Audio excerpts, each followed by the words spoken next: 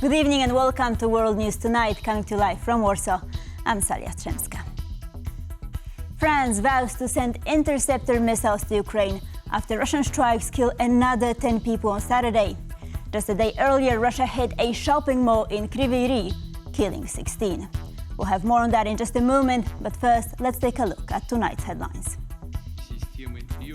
Vladimir Putin says the war in Ukraine will continue despite its growing toll on ordinary Russians. Canada hits back after Trump imposes 50% tariffs on some Canadian goods. 250,000 Poles left without power as severe storms hit the country. The latest Russian attacks on Ukraine have killed at least 10 people and wounded dozens more over the past day, while a strike on a shopping mall in Kryvyi Rih on Friday killed 16. Ukraine, for its part, is stepping up strikes inside Russia, targeting not only its oil infrastructure, but also its tactical air capabilities. Our correspondent Oskar Regi joins us live from Ukraine. Good evening, Oz. Can you bring us up to speed? What do we know on this latest attack? 10 people killed in various parts of the country, more than 50 injured, following a wave of Russian missile and drone attacks continuing on Saturday. This follows on from that deadly attack on the shopping mall in Kryvyi Rih, the death toll rising overnight, 16 people killed in that attack. Now, the big problem is that Ukraine lacks air defense interceptor munitions to deal with Russian ballistic missiles, for example. So President Zelensky holding a phone conversation with President Macron on Saturday, in which Macron has promised to speed up the delivery of Patriot interceptors to Ukraine and also to help facilitate further deliveries from France's allies. But the situation really is critical, with civilian deaths continuing to spike following these Russian attacks. On Saturday, Russia launching attacks on Kyiv, Donetsk, Sumy, Kherson and Zaporizhia and Odessa. Casualties reported in all those parts of the country. So Ukraine is under significant attack at the moment. Now, Ukraine also launched its own attacks on Russia, with the Ukrainian Defense Ministry confirming Ukraine destroyed a Ozon warehouse in the Samara region of Russia, Ozon being the second largest online retailer in Russia, following on from Ukraine's campaign against Wildberries, the largest online retailer in Russia. It looks like Kyiv is now turning its attention towards Ozon, which controls more than 30% of the market share in Russia. And this comes as the Ukrainians also reported strikes on an oil refinery also in the Samara region, and more attacks on Russian forces in the occupied Crimean Peninsula, targeting an airfield there. So Ukraine continuing its own attacks, but the civilian death toll is continuing to spike in Ukraine with these Russian attacks, and Ukraine lacking the air defense it needs to deal with those threats. Oskar Regi reporting from Kyiv. Much appreciated, and do stay safe. 4.5 years into Russia's war in Ukraine, the pressure is finally being felt at home. Fuel shortages are worsening, Russians are pulling billions from banks, and polls suggest more and more people want the war to end. But is any of that enough to bring Vladimir Putin to the negotiating table? Zanna Jurek reports. The special military operation continues. This statement by the Russian leader Vladimir Putin probably comes as unwelcome news to many ordinary Russians, who are increasingly feeling the burden of the so-called special military operation, which, instead of lasting 3 days, has been dragging on for 4.5 years. From mass cash withdrawals, according to the Washington Post, to fuel shortages. Petrol is only available in 28% of petrol stations across the country. It's down from 41% a short while ago. So that shows you how extreme the situation is. Experts suggest that Russians may be increasingly weary of their leader. Putin defends himself through initiating a serious war in order to stay in power. And the people try to employ other self-defensive strategies, not publicly protesting, but showing quiet resistance, quiet protest by trying to save their economic assets from the state, which they more and more consider to be predatory. And the polls are there to prove that Putin's ability to rally people around his will is waning. Recent polling that show that around 65-66% of Russians polled want to see an end to the war, want to see some kind of settlement. But even though Russia may not be at a breaking point quite yet, experts know that the current hardships, which produce minimal gains on the front line, are not sustainable. I don't think Russia's strategy is working. The costs for Russia are still quite significant, and the gains they're achieving in this war are really diminishing. But for Putin, the cost for ending the war may be politically greater than continuing it. Once the special military operation ends, what will we do then? We've become so consumed by it. But in the same spirit as what Putin's words would suggest, a war for war's sake is expected to continue, so too will his 25-year grip on power. I am confident that the upcoming parliamentary elections will confirm the stability of the state and the maturity of our political system. As has been the case since the beginning of this century, when Russians go to the poll in September, the indicator of stability will be seeing Putin preserve control of the Kremlin palace. For TVP World, Zuzanna Jurek. Kazakhstan heads to the polls on Sunday in an election that will choose the country's first single-chamber parliament. The vote follows sweeping constitutional changes introduced earlier this year. But with most parties largely aligned with the incumbent president, the question is how much will actually change. Our correspondent Anastasia Yanchenko is in Kazakhstan and has this report ahead of the vote. I'm in Astana for an election that's about to reshape Kazakhstan's legislature. Tomorrow, on Sunday, 12.6 million registered voters can elect the country's first Kurultai, a new single-chamber parliament replacing the former two-chamber system. The change follows constitution approved by referendum in March and in force since July. While authorities are determined that the change will streamline lawmaking, critics question whether new architecture will lead to any real change in a system long dominated by the presidency. I am 73 years old. I've been waiting for things to get better for 73 years, but so far, nothing has really worked out. Still, I hope that this year things will finally improve. We expect Kazakhstan to prosper, for everything to go well. The most important thing is that there is no war and that the food prices come down since everything is getting more expensive. The Kurultai will have 145 seats, elected for 5 years, with 7 parties currently were competing for the seats. The campaign has been dominated by Adalet, a new pro-presidential party formed through a merger with the former ruling Amanat and led by President Tokayev's top 8. Also, OSCE says the other 6 parties support President Kassym-Jomart Tokayev's policies, raising questions about the depth of political competition.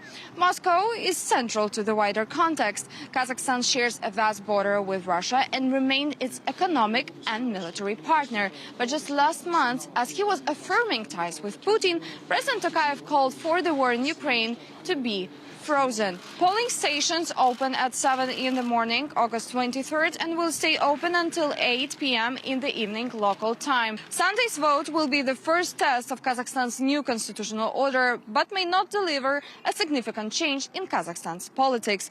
From Astana for TVP World, Anastasia Yanchenko. A fresh wave of U.S. tariffs on a range of Canadian goods came into effect on Saturday after trade talks broke down at the last minute. Canadian Prime Minister Mark Carney says Ottawa will respond in kind, dollar for dollar. Yulia Dula has the story. 50% tariff on some Canadian goods. That's the latest escalation in the trade war between Washington and Ottawa. After talks broke down, Canada is hitting back. Canada will match those tariffs dollar for dollar to protect our workers and businesses. Canada is highly dependent on the US, with around 70% of its exports going south of the border. The tariffs could put further pressure on Canadian businesses and jobs. We can't control the storm that blows in from Washington. We can, however, chart a new course by building Canada strong at home and diversifying our trading relationships abroad. So, could the dispute also push Canada to deepen the economic ties with Europe, leveraging them into a stronger transatlantic partnership? For Canada, the most important thing right now is finding those partners that they can export their products to, because America, the United States, has been Canada's partner for ages, and 75% of Canada's exports were going to the United States, and now diversifying that to Europe, to anywhere else, is difficult. But Canada isn't the only one caught in President Trump's tariff crosshairs. In July, the US introduced new tariffs on the EU, a move the EU's foreign policy chief Kaja Kallas said the bloc viewed as a shock and a, quote, negative surprise. Canada is not only looking for a good deal, but we're looking for partners who share our values and our commitment to fairness and to law and order. And Europe, by far, right now, is a more or better aligned partner than the United States. And there is little sign of Trump backing down. President Trump is determined to impose tariffs on the EU and on the entire world, and that he's going to do whatever he can to keep the tariffs that he imposed previously. For Trump, tariffs are more than just a trade policy. They're a defining feature of his economic strategy. He has called tariff the most beautiful word in the dictionary. And for America's trading partners, the message is clear. Trump is not giving up on tariffs anytime soon. A night of severe weather has left a trail of damage across Poland. Emergency crews were called out thousands of times as storms flooded homes, cut power and brought down trees. And with more strong winds forecast in the coming days, the danger isn't over yet. Kamil Różański reports. Hot and dry conditions to now, a sudden drop in temperatures combined with gale-force winds and almost a month's worth of rain falling in the space of a single evening. Regions across Poland got battered overnight. Parts of the country are on high alert as winds up to 90 to 110 kilometers an hour are forecast throughout the weekend as the storms made their way through the nation, with Friday into Saturday seeing the worst damage. Here in Warsaw, flooded basements, torn roofs, and fallen trees like the one you see here behind me are already being cleaned up after a night of strong winds and heavy rains. Firefighters responded to nearly 250 weather-related incidents in the capital alone, while nearly 4,200 interventions were reported across the country. In addition, we also recorded 11 other incidents involving damaged roofs. The firefighters' efforts were mostly focused on removing fallen branches and trees, as well as securing the damaged roof structures. While across Poland, 6,500 interventions have taken place as a low-pressure cyclone from Italy passed over the country. The Genoese low is a powerful Mediterranean storm system that forms when cold European air collides with warm sea moisture over the Gulf of Genoa. It functions like a giant atmospheric sponge, moving northeast to dump months' worth of torrential rain, and is the cause behind these sudden flash storms across Poland. Torrential rains have brought nearly 10 centimeters of precipitation, leading to the overflow of several rivers and the flooding of properties and streets across many regions. Poland's territorial defense forces have been mobilized to be ready to provide aid should the weather situation worsen. A third of the roof was torn off. Water poured in the rooms. Well, it's flooded right now. We're trying to dry it out so that we can make it usable again. The fence around the property was also torn down. From Poland's northern coast to the southern mountains, storms have temporarily knocked out power, with a total of 200,000 households potentially affected through Monday. And the weather trouble won't end here, as forecasters are predicting a swing back to another extreme, with a heat wave at the end of August heading into September. For TVP World, I'm Kamil Różański. It's one of Poland's most recognizable experts, and for some, something of an obsession. Boleslawiec pottery has built a devoted following around the world, with collectors returning year after year for the distinctive hand-painted ceramics. Natalia Komarow went to the town's annual pottery festival and has this report. One look at this teacup and you know it was produced right here in Boleslawiec, a town with centuries of tradition in manufacturing pottery. This weekend, crowds flocked to the town's main square for the annual pottery festival. Over 100 vendors are presenting their handmade ceramic masterpieces. And if we say Boleslawiec has loyal fans all around the world, it won't be an overstatement. We come here every year for the last 10 or 11 years, I think, every year. And your sister as well. Oh, well, my sister, she's got so many pieces. And so we have to buy for her. Others may have discovered Boleslawiec fairly recently. I used to be like, Polish pottery, I don't get it. I came here last year. I bought so much pottery last year. But even a single visit can turn one into a devoted fan. Kara even got a tattoo. Hoping to go get another one here for this year, yeah. So I'm gonna get the Polish folk art flowers. So I wanna do that design. Many have simply stumbled upon the Pottery Festival while on vacation. First impressions? Oh, it's wonderful. Lovely, really. I've already bought quite a lot. And this is just... It's incredible. Fantastic. Now, interesting. I've never seen anything like that. Interestingly, there is a Boleslawiec pottery shop in Cambridge. In Poland, Boleslawiec has been a tableware staple for many decades, but in recent years it has become a worldwide sensation. What makes it so special? It's iconic, sturdy. It makes us feel like warm and like feel the happiness. It's handmade. It's like every piece is unique. It's not like one of the mass production, made in China thing. So yeah, that makes it special. And this is my personal favorite, the bilberry pattern. It does bring a touch of whimsy into the kitchen. From Boleslawiec for TVP World, I'm Natalia Komarov. And now to revisit some of our top stories today, we're joined by Mark Toff, co-founder of Intrep 360. Good evening, Mark. Good to see you again. Good evening, Sally. Great to see you as well. So let's start with the latest Russian attacks. Friday's deadly double-tap strike on Kryvyi Rih involved jet-powered drones. It's a shift from the slower Shaheds Russia's traditionally been using. So how have Russia's aerial capabilities and tactics evolved? Yeah, no, it's a great question because their tactics are evolving. So is their technology in terms of being able to send drones that are capable of traveling much faster, reaching the target, making them much more difficult to hit. That's especially key right now, given the shortage of Patriot interceptors inside of Ukraine and frankly around the world. So that is giving Russia an advantage here. But it's also interesting that the target that Russia has chosen to strike was this shopping center in Kryvyi Rih. It wasn't just a single strike, it was a double tap strike, meaning they hit it twice to hit it after responders started to try to save people. It was messaging because obviously, as most people know, Kryvyi Rih is President Vladimir Zelensky's hometown. And I think the fact that they're continuing to try to take this war to Ukrainian civilians as much as they're trying to take it to the Ukrainian army tells you that Putin still thinks he can destroy the morale of Ukrainians. It's a failed strategy. It didn't work for Hitler in World War II, and it's just not going to work here. Yet Putin keeps trying it. So all he's doing right now, as you pointed out, is just using the latest advanced technology to keep trying the same old tired tactic. The tragedy, of course, is that innocent people die, and in this case, a lot of innocent civilians that simply were out to shop.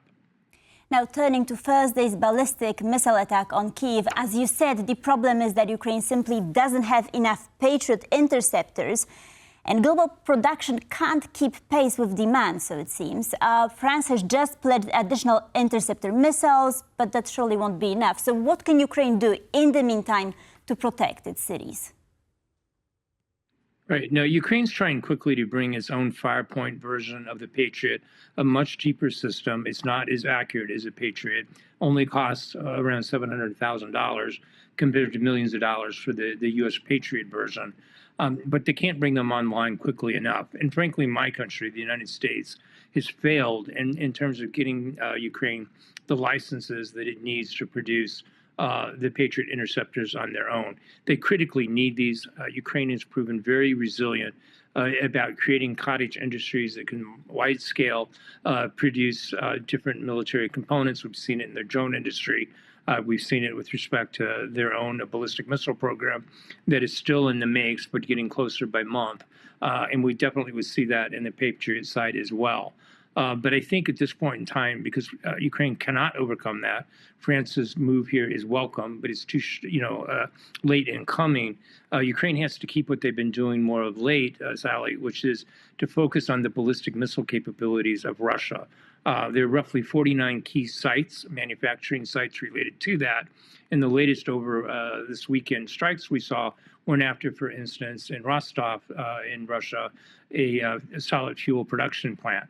So Ukraine gets what they've got to do. They just need to do more of it, and they need more European support to bring more products on the line to be able to deter and destroy Russia's ballistic missile and drone capabilities.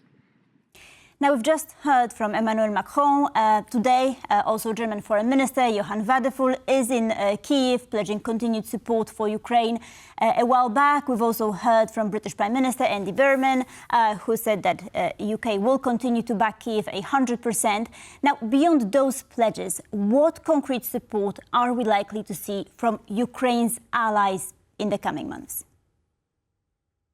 Yeah, no, Sally, it's a great question. Look, from a messaging standpoint, given, as I mentioned, clearly Putin was sending a message to Zelensky, the Ukrainian people, by hitting that shopping center in Kryvyi Rih over the weekend. But messaging is not enough. I applaud the new Prime Minister of the United Kingdom, Andy Burnham, as well as the French President, Emmanuel Macron, for saying the right things, but we're past words, we're past messages. There needs to be, concrete action. This is not a new war. It's 4.5+ years now in the making. The critical shortages of patriots are nothing new. Europe has to act more. And so I'm a little bit hesitant to say, what do we see next? Because we keep seeing action committees, we keep seeing messages, but what we don't see is actual deliverables happening, meaning getting Ukraine the interceptors that it needs to protect its civilians and critical infrastructures. Because as I wrote in The Hill with my colleague John Sweet a couple of days back, winter is coming, and Russia is going to try to weaponize that again to try to set conditions for its spring and summer offensives that it has planned for 2027. So Europe has to stop acting and start doing, is what we're at. Mark, I wanted to go back to... In my country too. In fairness, my country too. To what you've said earlier, because Ukraine appears to be trying to address the problem at its source in a way.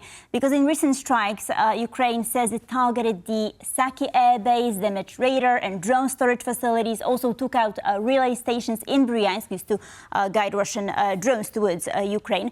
So are we seeing a more systematic effort to disrupt the sort of entire chain behind Russia's air attacks? And how effective will that be moving forward?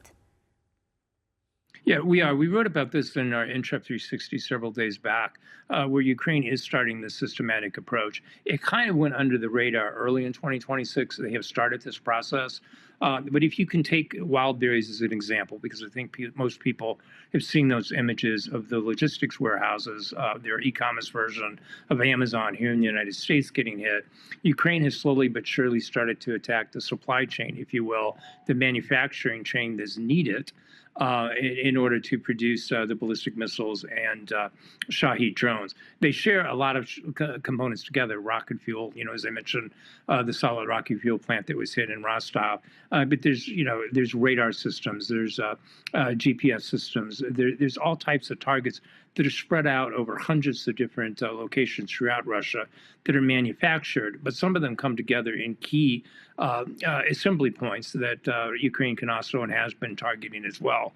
So, as the saying goes in the military, if you can kill the archer before he can launch the arrow, you're doing yourself a big favor, because an archer can fire many arrows, in this case, many ballistic missiles and many drones. But if you can destroy them on site before they can ever get launched, that archer, be it, a mobile drone launch site, a mobile Iskander launch system that delivers most of the ballistic missiles, or even their air-based cruise missiles and ballistic missiles coming from those platforms that come from airfields, then you're doing yourself a big favor. And Ukraine has to do more of that. It's got to do more of that for one big reason. It's not going to get enough interceptors online initially, so it's got to take the fight to the source, which is where these are being launched and produced. Now, in addition, Ukraine has also been waging what it calls its own sanctions campaign against Russia, systematically targeting refineries and other energy infrastructure. We're now seeing fuel shortages spread across Russia, even reaching Moscow. How long would that pressure have to continue before it reaches a breaking point? Right. At this point, it looks like Putin has been able to, handle the internal pressures, the domestic pressures that is placed on Russia. Clearly, we're seeing borrowing going up as a percentage of their GDP. Russians are having to borrow more, meaning the government, not the people. And so it is putting pressure on them. I think Ukraine has to continue to sustain that. It's not going to be able to destroy Russia's oil and gas industry, but it can heavily curtail it, and it can deny them the higher, oil prices that are currently being gotten on the global markets right now because of the Mideast crisis.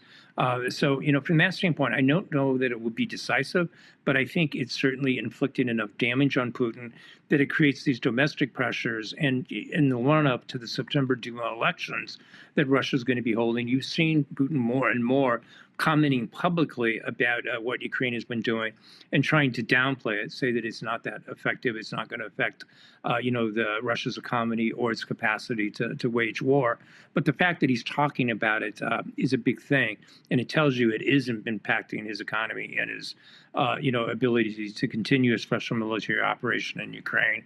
And so from that standpoint, Ukraine has just got to keep it up. But in order to continue to win, if you will, they've got to stop Russia's ballistic missile and drone capabilities. I think that's their biggest initiative going into the winter, because that's what's going to protect them. And just real quickly here, Sally, I'd add, that's what Europe has to enable. They have to understand this is a deep fight inside of Russia, and Ukraine needs all the help, technological, production, materials, support, et cetera, along with its own air defense assets to protect Ukrainian civilians in the meantime. The war is now and it's happening. And Mark, finally, Kazakhstan heads to the polls tomorrow, but I want to focus on President Tokayev's recent approach to Russia. So just last month, he publicly urged Vladimir Putin to consider ending the war in Ukraine and returning to negotiations. Are we seeing Kazakhstan trying to loosen its dependence on Russia, and how far can Tokayev realistically take that? Right. No, it's a great question. I think Tokayev probably has gone as far as he can. He's made it clear that Kazakhstan does not support Russia's territorial claims on Ukraine, including Crimea. And that's a good thing. That's a win for Zelensky and Ukraine as a whole. In terms of the upcoming elections, I think most forecasters believe that they will result in Tokayev, having more power. Now, that said, Kazakhstan is feeling real pressure itself in terms of oil exports and the like because of the war. And so I think he does continue to try to do a balancing act, which is to say, the war in some way somehow has to come to an end. And his preferred approach to doing that, as you mentioned, is, freezing the conflict where it stands now. Now, Zelensky himself has said that to get Putin to the negotiating table. So I think from Ukraine's standpoint, I'd call them limited wins. Kazakhstan, at least, is not against them, but for them in some ways, but it's not going to be decisive. But still, I suspect that these elections, once they're held and tallied tomorrow, that they'll come out and Tokayev will come out of them stronger for it. Mark Toff, co-founder Intrep 360, thank you so much for joining us tonight and for sharing your views. My pleasure, Sally. Thank you. Good evening. And thank you for watching World News Tonight. Please stay tuned for more here on TVP World.